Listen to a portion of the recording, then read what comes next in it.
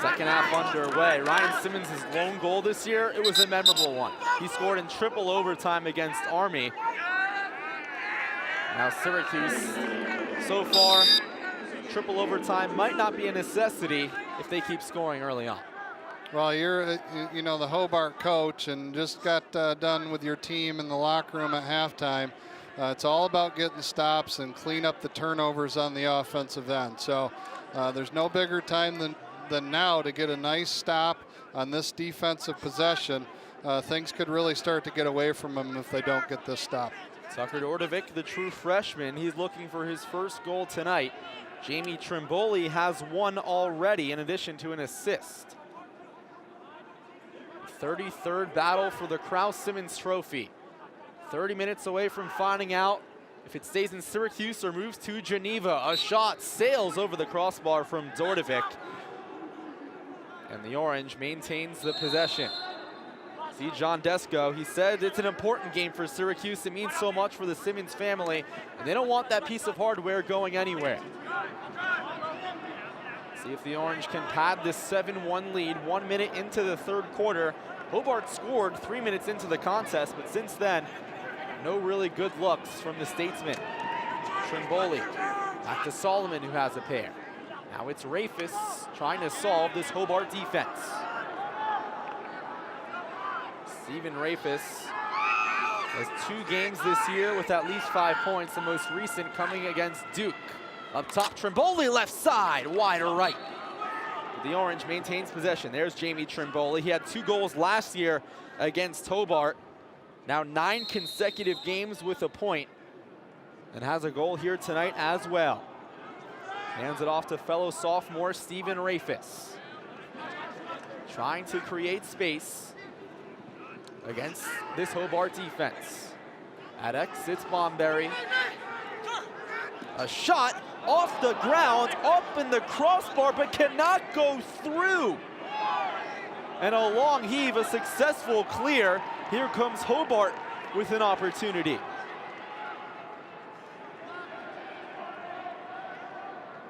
See, Hobart has not scored since 13:08 in the first quarter. See if they can break that ice right here. They just got lucked out after a near goal by Syracuse. I talked about in the early going of this game that Hobart needs to have a belief. So them coming out of the locker room, that's a big stop there. They got lucky by them hitting the pipe, by Syracuse hitting the pipe. And you know, there's another turnover. It goes against what I was going to say. They need to start capitalizing in the offensive end and stop the turnovers. Let's see if SU can take advantage. A shot, a windup, and a score! Steven Rafis.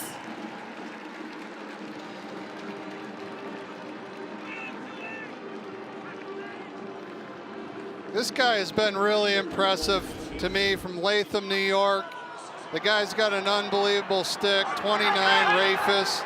Kennedy, great job pushing in traffic, but Rafis, the catch, and from down low, brings it up high in a hurry, near side pipe, past the netminder to the back of the net. Rafis, 29, is doing big time things for Syracuse this season. An absolute bullet from the sophomore. A Holy Cross transfer from 2 years ago. Gets it done. And he is the 7th different player to score for the Orange tonight. It's a scoring party here for SU, now up 8-1 with 12:11 to go in the third. The Orange takes advantage of the violation from the Statesman. Here comes Peter Durst with space, but an easy save for Lucchese, who hasn't seen many easy saves. No, Syracuse has gotten a lot of good shots, you know, against him. And it's been a little bit of a tough go for him in there. You need great goaltending play to come into Syracuse, into the Carrier Dome, and take down the number 8 team. And it's been tough on him here tonight because of the shot, the quality of shots that Syracuse has been able to get off. Sam Lucchese, a sophomore from Garden City, New York, makes the stop. But now a violation on Hobart, so another turnover.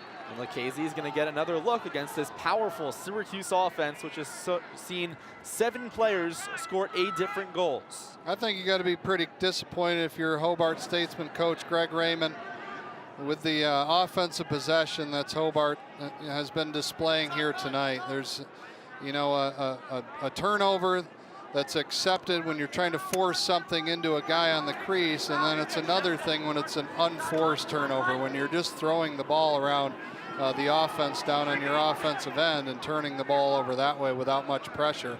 And that's what they've done certainly a handful of times. Turnovers can't continue to be a trend for Hobart if they want to make a big-time comeback here on the Carrier Dome. If that doesn't happen, the Kraus-Simmons Trophy will reside here in Syracuse once again. Pat Carlin.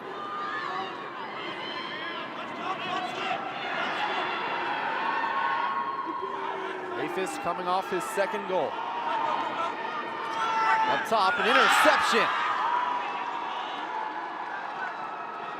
Sam Miller, a local product from Jamesville DeWitt High School, just a couple of minutes down the road, creates an opportunity for the Statesmen. Now let's see if they can capitalize. They have not scored since the first 2 minutes of this ball game.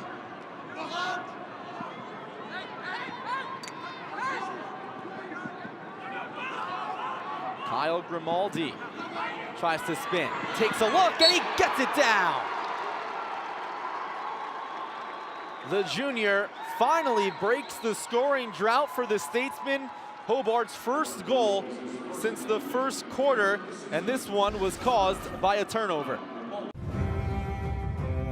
Jim Boeheim leading the way for Syracuse basketball here on WAER. Welcome back to downtown Detroit, where it's the home team, not officially home, but hour and a half from their campus in Michigan State, with a 38-32 lead over the Syracuse Orange in the NCAA tournament's round of 32. Jake Marsh alongside Evan Stockton. And Evan, we heard that Jim Boeheim bit. His 42nd year. He's 4th total in March Madness victories. But on the other end, Tom Izzo has a championship in 2000. The Spartans actually beat Syracuse in the Sweet 16 that year. Yeah, they did. Syracuse led that game by 10 points at halftime, and Michigan State ended up winning that game by 17 points. They outscored them by 27 points in the second half, and today the Spartans are making adjustments as well at the break. So off the inbound, Tyus Battle driving left baseline. No foul call as McQuaid flops to the deck. 15 to shoot for Tyus Battle. Drives again on the left side. Puts it up. No, and they're going to call a blocking foul on Michigan State. The Spartan faithful do not like the call. That's on Matt McQuaid, the junior from Duncanville, Texas. That's his first foul, and more importantly, the 4th on Michigan State. Syracuse has none as Tyus Battle goes to the line for 2. We talked about all the things that are against Syracuse in a close ball game late, but the fact you're going to the line will help. Battle's first free throw is true. He's now 3 of 4 at the charity stripe as Syracuse cuts the deficit to 5 with 15:07 remaining in regulation. Second free throw from the sophomore rattles home. So the Orange hanging tough, down 38-34, a quarter way through this second half. Left to right for Michigan State. Cassius Winston invades the March Madness logo at center court. Now he has it on the right wing. 20 to shoot for him. Off to Jackson, the left block, goes up, off the glass, too strong. And O'Shea Brissett comes in with the rebound. Here comes Tyus Battle. Looks up, sees numbers for the Orange, but he settles it back down. SU down by 4. Now it's Frank Howard on the left wing, guarded tightly by Cassius Winston. Howard gets a screen from Pascal Chukwu, who rolls. A lob up to Chukwu. One-handed slam, cannot go. And a rebound on Jackson and a foul on Chukwu. That is his 4th. My goodness, a double whammy for Pascal Chukwu. He misses the dunk and is now 1 foul away from disqualification. Jake, if Pascal Chukwu does not try to be a hero and dunk that with one hand and catch the ball with 2 hands, he could have dribbled the ball once, stood there for 3 seconds, and still dunked the ball, because Pascal Chukwu tried to make SportsCenter top 10 with a one-handed dunk, and then he promptly committed a foul. Syracuse is in a world of trouble. Jim Boeheim giving the big man an earful. He has 4. Syracuse is down by 4 with 14:20 to go in regulation.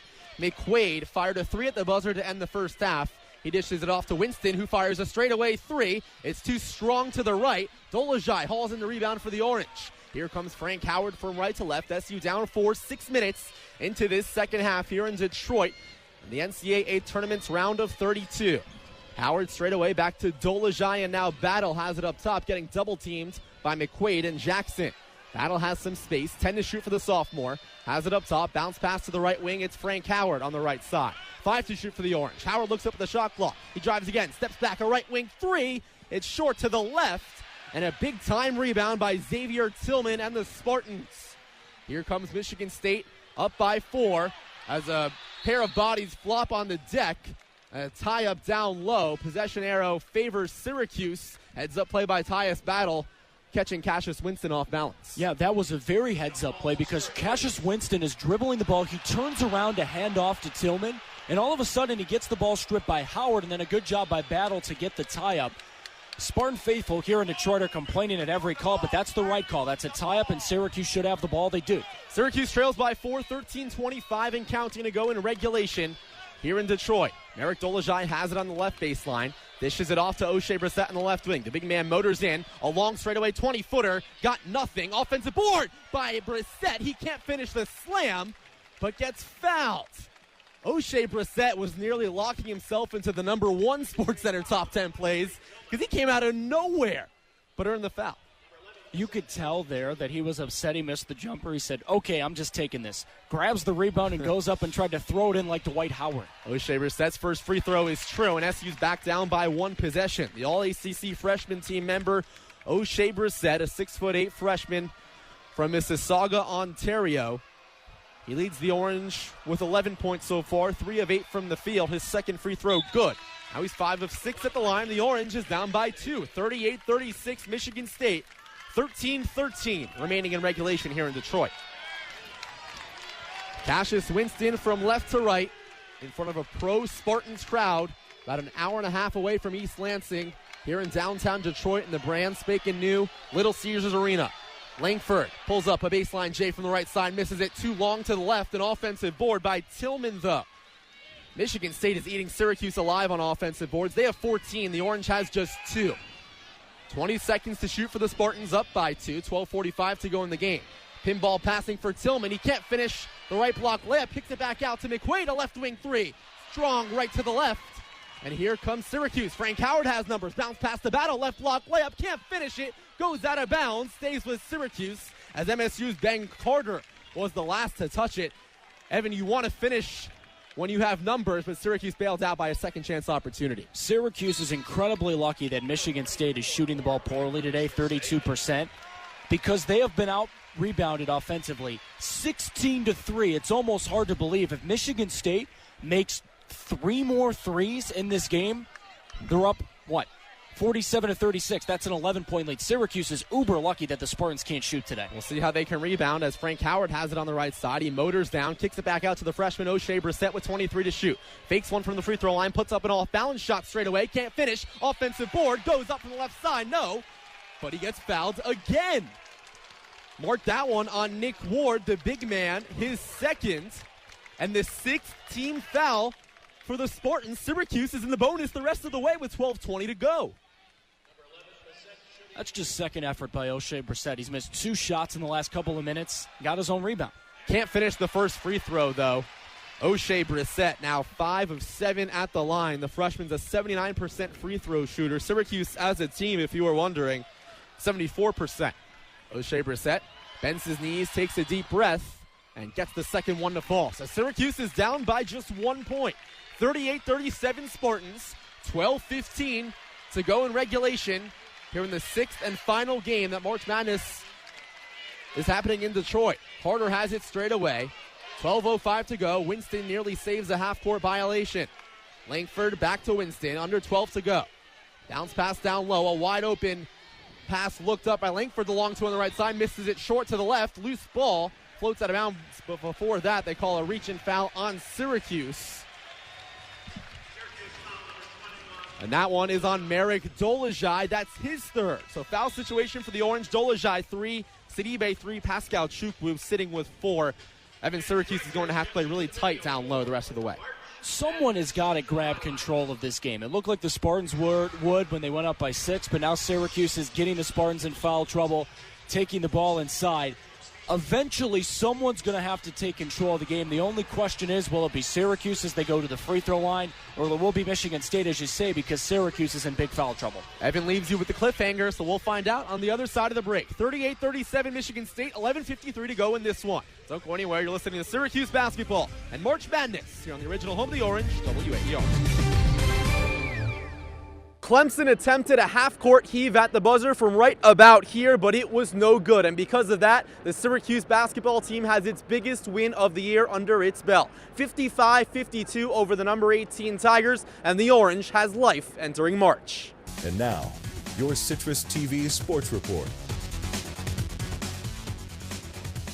Welcome back. I'm Jake Marsh with sports. Take a look at your calendar. It is March, the greatest month of the year for college basketball fans. In the next 4 weeks, there will be Cinderella stories, heartbreak, and buzzer beaters galore. But for Syracuse, the first order of business was snapping a 2-game skid at Boston College last night. Could the Orange get back on the right track? All right, so it's time to wrap up the show with a tradition unlike any other. No, not the Masters. Golf's biggest event is just around the corner, but it's time for our top performers of the week. All right, Christian, I just mentioned golf. I'm going to stay at the country club for a hot second, go to the start of the tennis team. How about Gabriella Knudsen? The junior clinched the SU victory in the biggest win in program history, a 3-set thriller over Georgia Tech's top player, and suddenly the Czech Republic native is top 10 in the country and named ACC Player of the Week. That's pretty remarkable. So it was an easy choice for me. Gabriella Knudsen, my top performer of the week.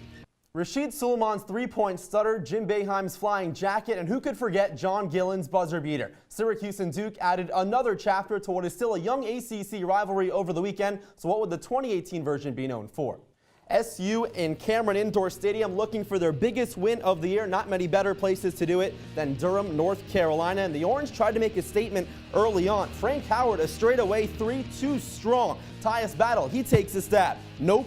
Frank Howard once again just not meant to be. O'Shea Brissett cannot get it down either. SU 0 of 10 from 3 in the first half. Jim Boeheim, oy vey, he can barely watch. Now looking at the home team, Crafty inside for Coach K's squad. Marvin Bagley, a lob from Grayson Allen, too easy. The freshman missed 4 games with a knee injury, has space here, a date with the rim, and Marquise Bolden, the power on the left side. His teammates are loving it, but for the Orange, only a matter of time before Tyus Battle takes over. He finally hits a 3, but with 6 minutes left, Gary Trent Jr. on the other side shreds the 2-3 zone. Grayson Allen, a floater here. It's almost March. Put a pot of gold on the other end of this rainbow floater. And with 4 minutes left, Wendell Carter Jr., a jump hook, too much size. 2 Hall of Fame coaches score this one to Coach K, and the Duke Blue Devils 60-44, your final. So another opportunity to make the tournament resume shine has come and gone for the Orange. And you can see the ugly numbers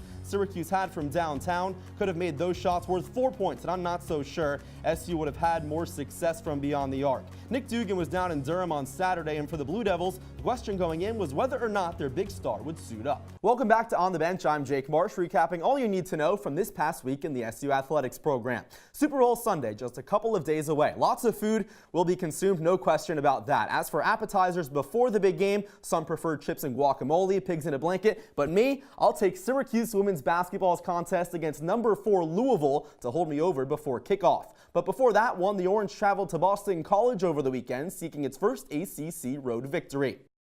The sound of a crack on a wooden bat, the smell of fresh hot dogs out of the concession stand, and of course the sights of a jam-packed ballpark. All those senses are now going to be happening every day around the country because it's opening day. Each of the 30 Major League teams are in action today, and there is no shortage of hype around each of the 2 teams here in New York.